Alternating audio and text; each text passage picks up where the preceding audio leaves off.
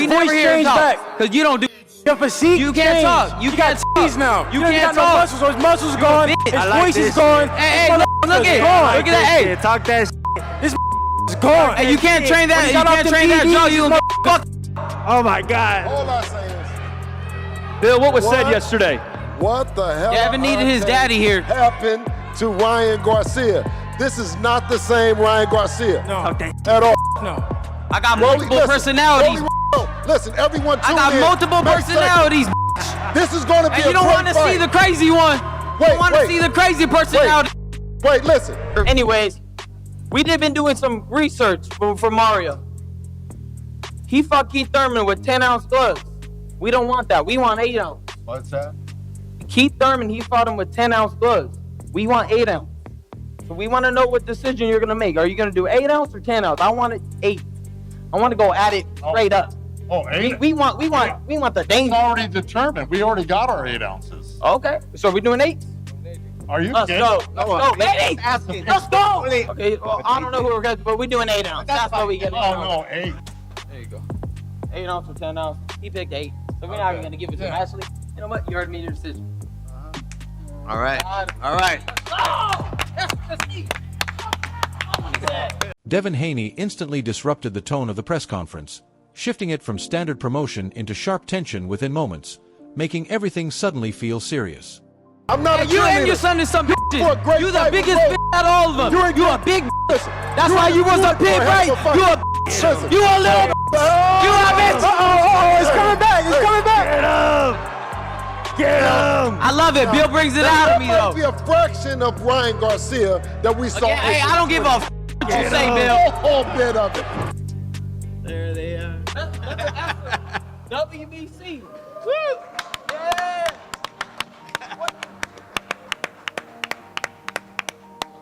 Whatever. WBC, yeah! Do I have to? Oh, this one's for Wally, but we'll save that. We'll say Joe's first. Oh, boy. Where's it Trainer, right? Oh, no, yeah. Right. You already did the program. I hope. The trader, Joe Goosey. There you go. There you go for you. Wally somewhere. What is that? I don't even know where you're at. Throughout the press conference, there were clear moments where the strongest version of Ryan Garcia came through. It always appears the same way, when he stops performing and starts speaking honestly. At the end of the day, you know, I know what I went through after the Haney situation, the scandal, all that. I don't really want to get into it too much, but it did take a toll on me. They wanted me to try to force a fight, and I did, and I was uninterested, and the performance showed. But that's just how it is. In order to be a great quarterback like Tom Brady, you have to forget what happened and worry about the next play. And that's what I am. This is the next. When he spoke about being fully locked in, about his body not being indestructible, and about reconnecting with the people who molded him, that wasn't marketing talk. That was the fighter talking, and that version always hits hard. Hey, I got to go grab that title. I'm hungry. I'm excited. And I'm ready to put on a show. To me, it's all the show. I want to put on the best show possible. And you guys are going to get a great fight. This guy, he ain't going to lay down. And I actually got to be more careful for him. If I'm sleeping, he'll be my. So right now, I'm super locked in. And you're going to see, obviously, the best version of myself that you've ever seen. Ryan jokes, hands out props, calls it mano a mano, then suddenly locks in and says this fight is a must-win. You feel the shift immediately. That's when he becomes dangerous. He has always been best when emotion sharpens his focus instead of controlling it, and you could hear the hunger behind the laughs. Hey, how's everyone doing? Good to see you guys. Good to see you guys. And I'm truly honored. I'm really honored to be part of this huge fight. This is how it's supposed to be. I didn't like it last time around. There's a lot of other people on the stage. This is one-on-one, mano-a-mano. This is how it's supposed to be done. One main event. You're 27 years old, but coming off that recent loss, you said to me earlier, you don't want to get that third. No, that shit don't even sound good. How important is this fight? 2's cool. 3 is too much. You know what I mean? 2, yeah, okay, I could work with that. I could build, 3 is like, damn, you really lose. So, I don't want to get this third loss at all. He don't want to get it. It's debatable that he lost his last fight, but, it was called a draw. But, at the end of the day, I think we don't want to lose. And we're both at this moment. So that's why I think this is going to be a very sleeper. The energy changes once Mario Barrios steps in because Barrios doesn't try to sell moments, he endures them. His calm, almost dismissive delivery carries quiet confidence, the kind that comes from surviving bigger names and tougher nights. That we're going to get a Ryan that's 100%, and that makes me happy to hear. So when I will put on the 21st, there ain't going to be no excuses. But yeah, like you said, y'all know what I get. I mean, y'all know what y'all get when I step in the ring. I don't quit on my knee. I always, go out there and... Haney said the same thing, literally line for line. Anyways. He got it to work. You're going to get it. Like, for the boxing fans are going to get a great fight. And, this ain't a fight that you guys want to miss. Thank you. When Joe Goosen says Barrios brings 120% while Ryan brings 100, it isn't trash talk. It's a warning about tempo, rounds, and damage. The tension rises when Ryan brings up loyalty, old teams, and hurt feelings, because now it's no longer just about skill. It's past against progress. Again, thank you for the time we had together, guys, and I know it's going to be a great fight. I know you're working hard. How could you, Joe? That's messed up. Pardon? I said, how could you? That's messed up. What's messed up? You know what I said? I mean, just can't believe you're doing this to me. That's insane. What? You hurt my heart. Well, I'm still not sure. You broke my heart. It's over. It's over. We're done. Again? We're done. Yeah, I'm breaking up with you again. Now, how did I do that? You just broke my heart. Henry Garcia talks about father and son destiny, Goosen talks pure business, and Barrios calmly reminds everyone he keeps getting back up no matter how bad it gets. The glove arguments, the talk of cuts, the jokes, and the uneasy laughs all lead to one truth. This won't be a clean technical fight. It will be rough, physical, and emotional. Ryan shines when belief and urgency drive him. Barrios shines when fights turn uncomfortable. When those styles collide, the press conference stops being a show and starts feeling like a preview. So the 147-pound weight class is serious business. And like I said before, watching Ryan right now, puts a smile on my face, because I think we're gonna see the old Ryan that we've seen in the ring, who is determined, who is strong, who wants to go out there and just knock your head off. The energy moves from stage chaos to studio honesty once Chris Algieri speaks, because the noise fades and reality settles in. Chris doesn't pretend this is about earning anymore. He clearly says Ryan Garcia doesn't deserve a title shot after a loss, then shrugs and reminds everyone this is boxing. Stars skip the line. He's right. We can argue online all day, but when Ryan walks into a room, eyes follow, tickets sell, and rules bend. What stands out is that Algieri doesn't protect Ryan either. He calls him what he is, a wild card. One version drops Devin Haney in shocking fashion, another drifts through the Raleigh-Romero fight like his mind was elsewhere.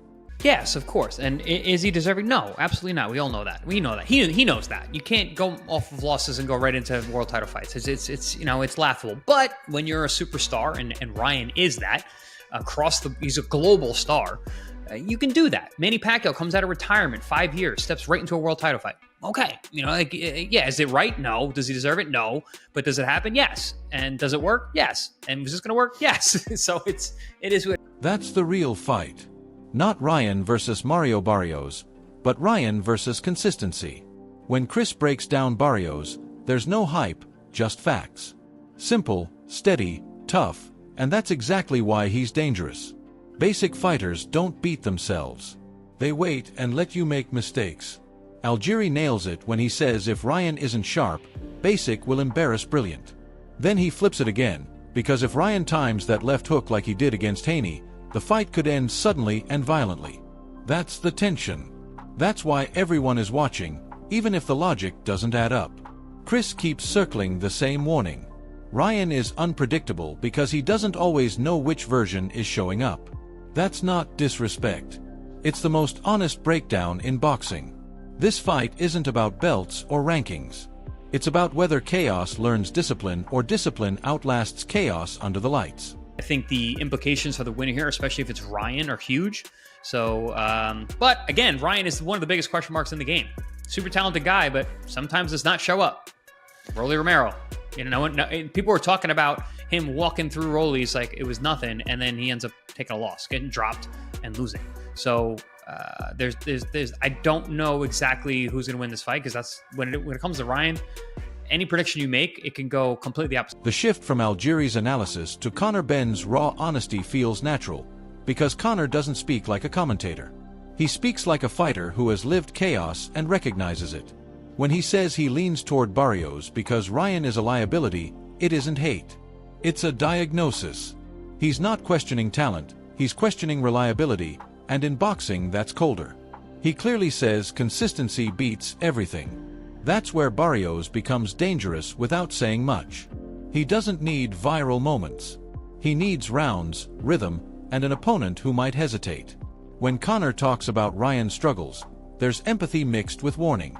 He's saying he knows how hard it is to come back when life hits first, and when the wrong people surround you, it shows in the ring. Ryan or Barrios, who are you favoring? Barrios, I think Ryan will... Oh man, I think Barrios is going to do it. I just think Ryan's a liability. You just don't know what to expect. And I feel like in a game where you have to be consistent, Barrios is consistent. And consistency beats anything else.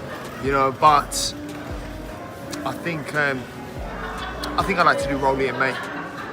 Rolly in May at the O2 Arena. That's a good fight. I think so. I think it sells out the O2 Arena in a couple of days. The Rolly-Romero fight comes up for a reason. Ben doesn't focus on knockdowns or visuals. He says Ryan wasn't ready, period. Then he delivers the line that changes the mood. Training with your dad in the living room doesn't inspire confidence at this level. Not because fathers can't coach, but because accountability shifts when comfort takes over. Ben presents Barrios as the opposite. A fighter driven by pride, legacy, and things that don't trend. The contrast between fighting for attention and fighting for meaning hits because it's real. Conor isn't saying Ryan can't win. He's saying the version that beat Haney must show up, not the version still arguing with discipline. That's the tension. Barrios doesn't need flash. He just needs to be himself for 12 rounds. If Ryan slips even slightly, Ben's view is clear.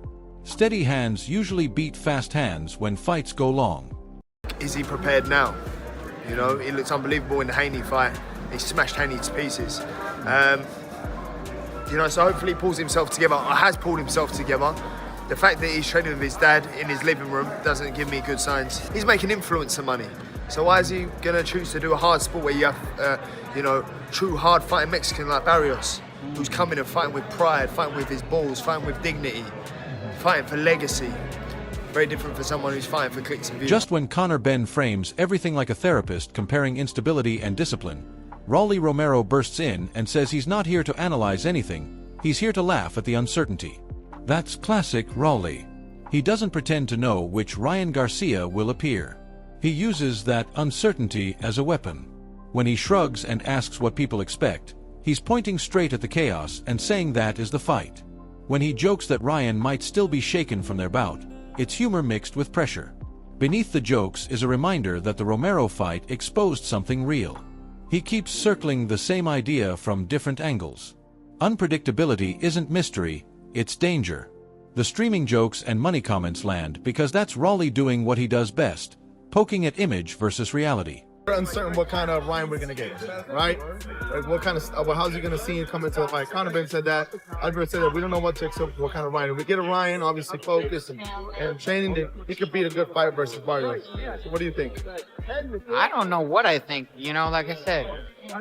Gotta give me something, Rolly. I tell you, for all we know, he might still have PTSD from me. Think so? Yeah. Would you come out on a stream with him? Because now he's streaming. Would you be on a stream with Ryan? Oh, sounds like the bank account's running dry. What he's really saying is that Ryan lives in content mode, and boxing doesn't care about content once the bell rings. Then he shifts back to the fight and reinforces what Ben already hinted at. Consistency matters. You don't have to hate Ryan to question his focus. Rolly doesn't argue it. He just keeps saying he doesn't know. Somehow that hits harder than a confident pick. Even when Mario Barrios comes up, Rolly doesn't sell him with hype. He frames him as known. Pride, pressure, toughness, no mystery. That contrast says everything. The funniest part is Rolly refusing to choose a winner, telling everyone to stop guessing and just watch, because that's honest. He's not selling certainty. He's selling unpredictability. Whether he's joking, dodging serious questions, or lightly mocking Ryan's preparation, the message stays the same. If Ryan shows up focused, he's dangerous. If not, boxing punishes him. Raleigh isn't choosing sides. He's reminding everyone that boxing rewards readiness, not vibes. I am not thinking about fighting or any of that stuff. I am just here enjoying my time here in the cold. What are we expecting from Ryan and Barrios? You know, you beat Ryan recently. Devin was very outspoken about how he looked bad in that fight.